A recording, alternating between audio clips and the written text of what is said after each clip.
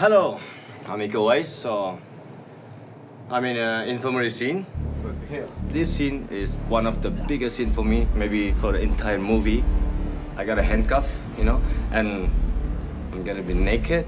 I just wearing the underwear, no padding. And action!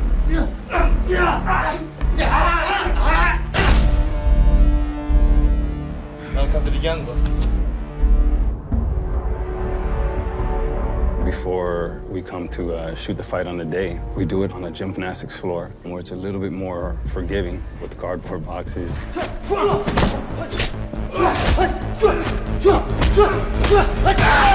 When we planned it and choreographed it, we want to make sure it's raw and real as it could be. We shot a previous onset, kind of like a video storyboard.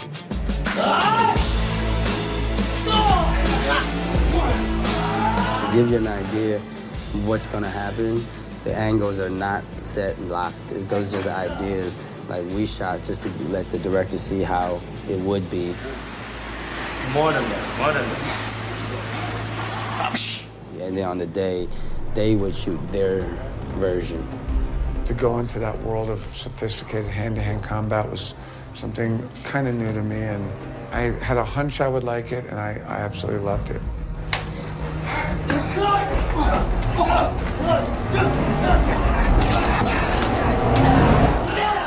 Rap.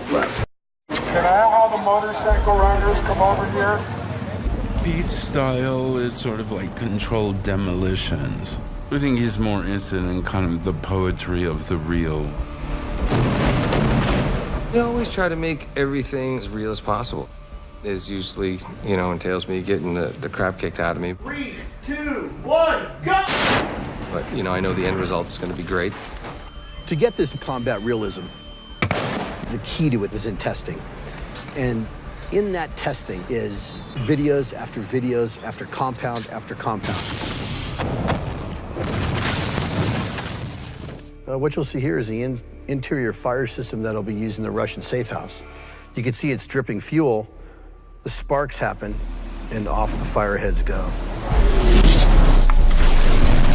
The fights and the stunts and the action, generally I approach it from how can we make this as real as possible and limit the amount of giant green and blue screens that we have to have on set. There's sequences where we're driving down the street, we're like speeding down highways and, there's people attacking us. They have the regular cars that we can drive. Then they have these other cars called pod cars. There's this basically what looks like a stripped down race car with a steering wheel on it.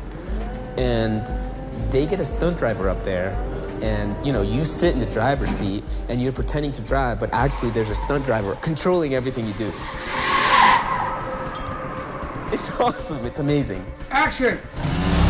In this particular picture, when everything's blowing up, whether it's in the apartment building or whether it's on the streets of Bogota, Colombia, it is real. It's a version that only Pete Bird gets. Morning. See what kind of shit show we've got.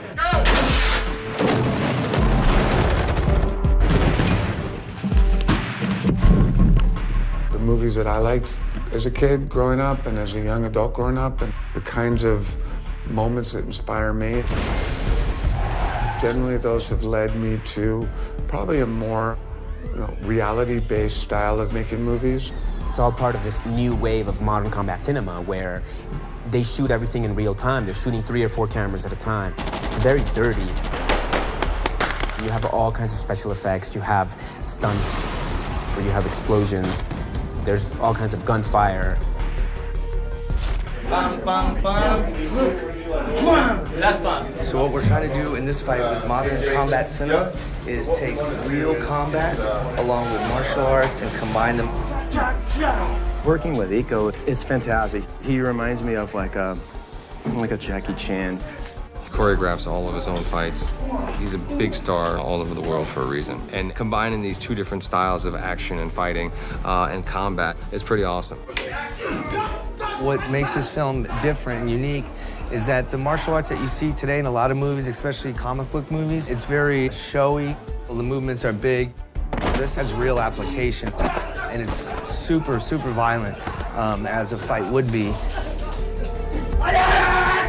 For people who are you know, used to different styles of fighting. This probably will feel a bit new.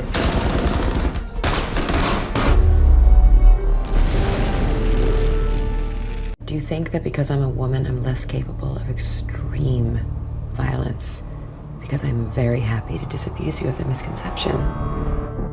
Lauren kind of had the right balance of intelligence and believable physicality and intensity.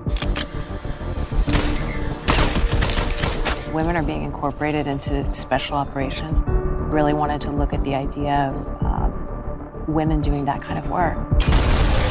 Alice is pretty badass. She's got a lot of fire, and the big appeal was the intellectual smarts and tenacity, as well as what we've come to see as insane physical ability. Whoa, that's good. Alice definitely has this whole skill set that was a real pleasure to learn. Rhonda and I had the best time doing this movie. My role was not so dependent on being physical and fighting. It was like completely the opposite. He really wanted to kind of give me an opportunity to actually, you know, act and not just lean on the physicality part. In the Russian safe house, I had so much fun because I actually got to implement like all the tactical gun training. On your knees. And the fire was really cool. It's not like acting. You don't have to act like there's fire because there's fire.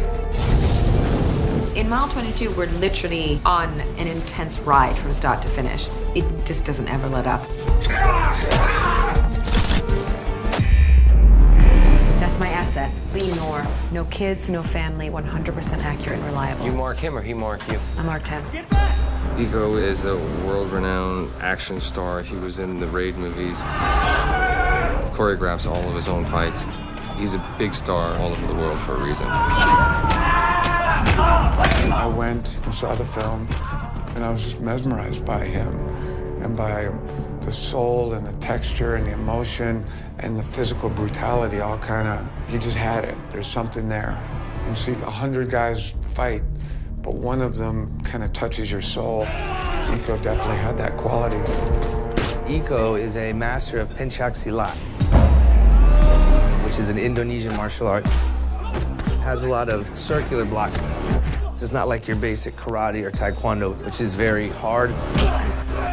Silat's known for having knives. They use all sorts of things as weapons.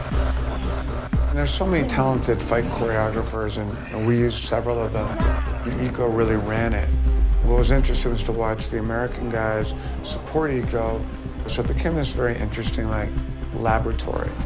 Iko is basically the next generation of Jackie Chan, and people who don't already know him will definitely know him and what he can do from this movie. Iko brought his A game, and I'm really happy to be a part of helping bring Iko to a larger audience. We fight new wars. The old options, military, diplomacy, they don't always succeed. Sometimes you need a third option. That's Overwatch. It's not like, you know, the Navy SEALs where it's like no man left behind. This is an every and any man left behind type of situation. The mission is the only priority. Pete asked if I knew anything about CIA, and I told him a little bit about the paramilitary division of CIA. It's an organization that has not gotten much attention, but by design. They take care of some of the more operation-oriented activities, and I just thought it was really rich material for a movie. Sam, what's the op? Classified. The op is classified? Correct.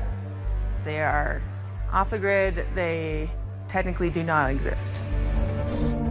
We're ghosts, but we are very real, and we get things done. Hey, Mark.